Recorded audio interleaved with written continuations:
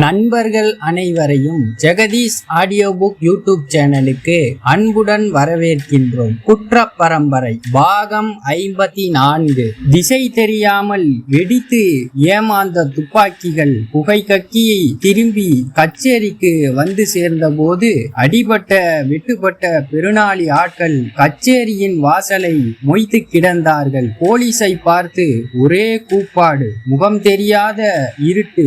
ஓட ஓட விரட்டி வெற்றாங்க எசமான். வீடு வாசல்களை எல்லாம் நொறுக்கிட்டாங்க. வெளியே தலை காட்டினால் வெட்டு, வீட்டுக்குள்ளே பதுங்கினால் அடி. இங்கே பாருங்க எசமான், என் தோள் பட்டையிலே கொம்பூதி பொம்பளை ஒருத்தி வெட்டுன வெட்டு. உடம்புகளை திருப்பி திருப்பி காட்டினார்கள். மண்வெட்டி கணையாலே பெரும்பச்சேரிக்காரன் என் மண்டையை பிளந்துட்டான் எசமான். இங்கே பாருங்க, தலையெல்லாம் ரத்தம், கைகளில் பிசு பிசு என ரத்தம் ஓடியது. என் 4 விரலும் போச்சே, கட்டை விரல் மட்டும் இருந்தது. ஆண்டாண்டு காலமா அடிமை சேவகம் பண்ற பெரும்பச்சேரிக்கார பயலுக ஈவு இரக்கம் இல்லாமல் எங்களை வெற்றான் எசமான். கொம்பூதி பொம்பளைக கொம்பு சுத்தி அடிக்கிறாளுக. ஆம்பளைகள் மூஞ்சியை மூடிக்கொண்டு அழுதார்கள். ஒரு சின்ன பயல் கல்லெடுத்து எரிஞ்சு என் காது தண்டட்டி அருந்து போச்சே. தலையாரி பொஞ்சாதி வீர சுத்தியின் மூக்கு காதிலிருந்து சொட்டு சொட்டாக ரத்தம். எஸ்டேட் இனத்திலே மலத்தை அள்ளி கொட்டி அசிங்கம் பண்ணின சுப்பையாவை தான் வளரி எரிஞ்சு கொன்னுட்டானுங்களே. கணக்கு அப்பவே தீர்ந்து போச்சு. இன்னமும் அதையே சொல்லி சொல்லி ஏன் எங்களை அடிக்கணும்? பெரும்பச்சேரி துருவனை மஞ்சனத்தி மரத்திலே கட்டி போட்டால் கொம்பூதிக்காரன் ஏன் கோபப்படணும்? அவன் வேற சாதி பயல், இவன் வேற சாதி பயல். 2 சாதி பயலும் சேர்ந்து எங்களை சீரழிக்கிறார்கள். திருவிழாவும் பொழுதுமா இந்த கொடுமையா?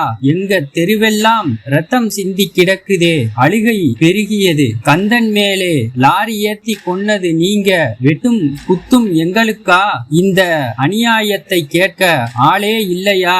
இன்ஸ்பெக்டர் பகதூர் காது கொடுத்து கேட்க முடியலே. கூடின கூட்டம் பேச பேச எல்லா அடிகளும் வெட்டுகளும் தன்மேலேயே விழுவது போலிருந்தது. லவ்லக் துரை புறப்பட்டு போன சிறிது நேரத்தில் இவ்வளவு நடந்திருக்கிறது. துரை எச்சரித்தது சரியாக போயிற்று. வெள்ளைக்கார சார்ஜென்டும் கிழட்டு போலீஸும் பகதூரின் கை அருகில் வந்து நின்றனர். கூப்பாடு போட்டு கொண்டிருந்த கூட்டத்துக்குள் பெருநாளியின் முக்கியஸ்தர்கள் யாரையும் காணும். முதுகில் அடிவாங்கிய வண்டிக்கார கோட்டைச்சாமி நல்லா இருந்த ஊரு வெள்ளைக்காரன் வந்து நாசமா போச்சு. காதில் விழும்படி இடைக்குத்து குத்தினான். பகதூர் ஏறிட்டு பார்க்கவும் கிழட்டு போலீஸ் தலை கவிழ்ந்தார். கொம்பூதிக்காரன் எல்லாம் கச்சேரிக்குள் அடைபட்டு இருக்கும்போது இவ்வளவு காரியத்தையும் எடுத்தேறி செய்தவன் எவன்? ஆயுதங்கள் எல்லாம் கச்சேரியில் குவிந்து கிடக்க வெட்டவும் குத்தவும் ஆயுதம் கிடைத்தது எங்கிருந்து? பகதூரின் புத்தி சுழன்றது. முக்கியஸ்தர்கள் ஒவ்வொருவராக மெல்ல வந்து சேர்ந்தார்கள். எந்த சேதாரமும் இல்லாமல் இருந்தார்கள். சிறு கீரலை கூட காணோம். வீட்டு பரன்களின் ஒட்டடையும் நூலாம்படையும் அவர்களது முகம் தலை எல்லாம் ஒட்டியிருந்தது. பேச பதறினார்கள். எவ்வளவு மெதுவாக பேசினாலும் அது வேப்ப மரத்தடியில் வேயண்ணாவை சுற்றி உட்கார்ந்திருக்கும் கொம்பூதிக்காரர்களின் காதில் விழத்தான் போகிறது. முதல் கரை தங்கசாமி சொன்னார், எசமான், நாங்க பட்டது போதும். எங்க ஊருக்கு கச்சேரி வேண்டாம். கொம்பூதி கோவத்துக்கு எங்க குடி தாங்காது. உங்க காலை பிடிக்கிறோம். கச்சேரியை காலி பண்ணி போயிருங்க. இன்ஸ்பெக்டர் பகதூரை உச்சி கோபம் தடுமாற வைத்தது. கச்சேரி நிறைய குவிந்திருந்த சட்டி போலீஸ்களையும் குதிரை போலீஸ்களையும் பார்த்து ஆவேசம் கொண்டு கத்தினார். துப்பாக்கி ஏந்திய சட்டி போலீஸ்கள் வேப்ப மரத்தடி கொம்பூதிக்காரர்களை நெருக்கி வளைத்து நிற்க போலீஸ் குதிரைகள் ஒவ்வொன்றாய் வெளியேறி இருட்டுக்குள் பாய்ந்தன. கச்சேரியில் இருந்து தூக்கி எறியப்பட்ட வையத்துறை வெகு நாளைக்கு பின்னால் தங்களுடன் வந்து வீடு தங்கியதில் திருவேட்டைக்கும் சிகப்பிக்கும் சந்தோஷம். ஆசையா ஆக்கி போட அரிசி பருப்பு கிடையாது. மதியம் எருதுகட்டு பார்க்க போகிற போது கிண்டி இறக்கி வச்சிட்டு போன கேப்பைக்கூழு இருக்கு.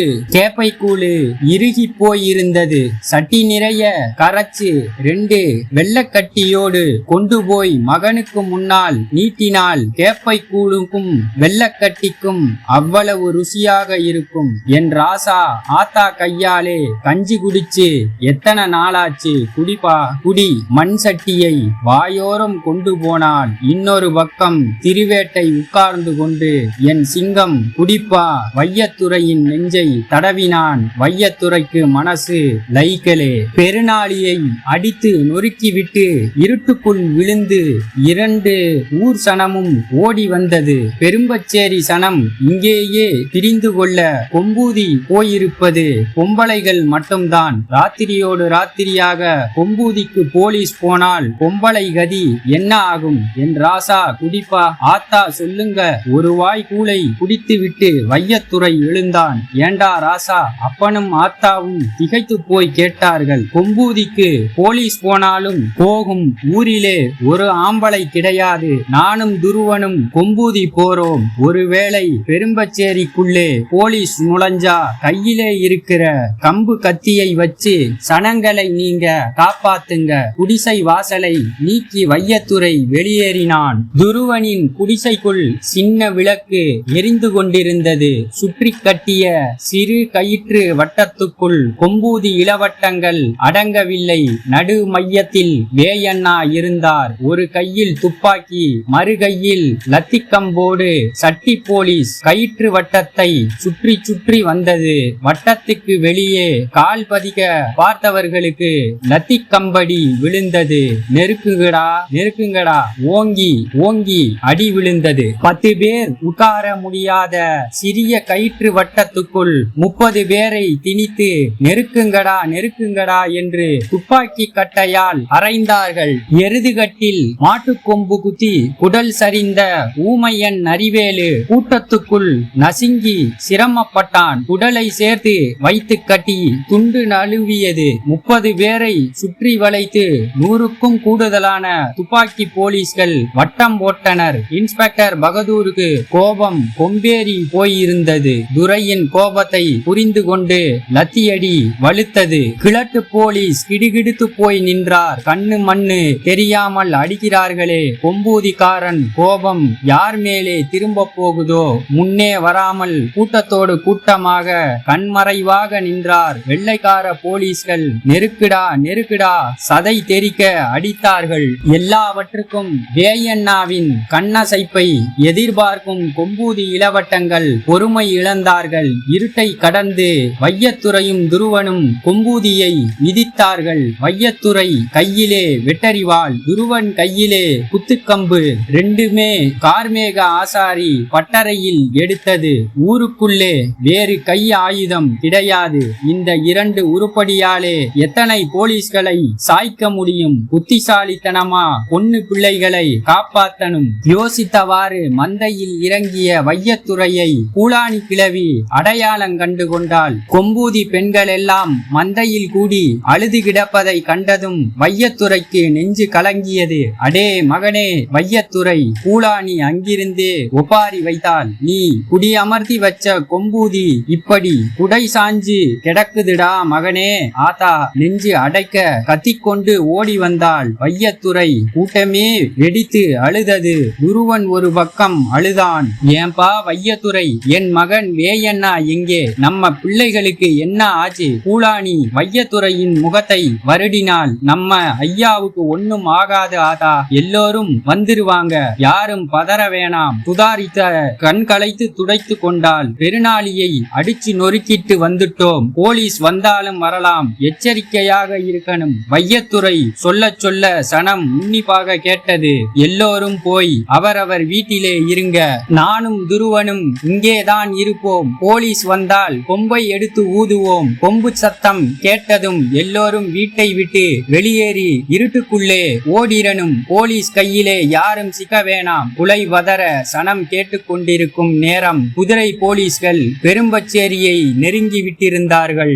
இந்த கதை தங்களுக்கு பிடித்திருந்தால் எங்க சேனலை சப்போர்ட் பண்ணுங்க, லைக் பண்ணுங்க, கமெண்ட் பண்ணுங்க, சப்ஸ்கிரைப் பண்ணுங்க. நன்றி.